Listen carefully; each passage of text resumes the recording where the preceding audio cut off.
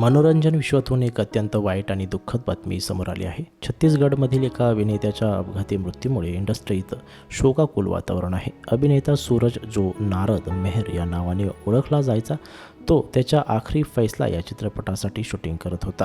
बुधवारी या चित्रपटाचे शूटिंग आटोपून तो परतत असताना वाटेत भीषण अपघात घडला.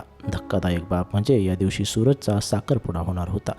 त्याच दिवशीच अभिनेत्याचा अपघाती मृत्यू झाल्याने सोशल मीडियावर दुःख व्यक्त केले जात आहे. सूरजने विविध सिनेमांमध्ये खलनायकाची भूमिका साकारली आहे. छत्तीसगडमध्ये बनलेल्या अनेक चित्रपटांमध्ये त्याने भूमिका केली होती.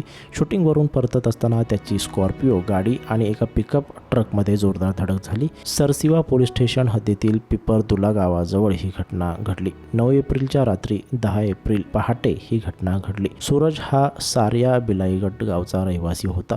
त्याचा अपघात इतका भीषण होता की कारचा अक्षरशः चक्काचूर झाला आणि अभिनेता जागीच ठार झाला.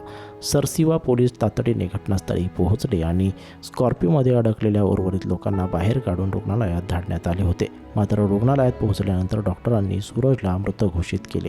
या घटनेत चालकासह अन्य 2 जण गंभीर जखमी असून त्यांच्यावर रुग्णालयात उपचार सुरू असल्याचं वृत्त आहे. ज्या दिवशी पहाटे अपघात घडला त्याच दिवशी 10 एप्रिल रोजी सूरजचा साखरपुडा होणार होता. हा साखरपुडा ओडिशातील भाटली या ठिकाणी होणार होता. मात्र त्याआधीच त्याचा अपघाती मृत्यू झाला.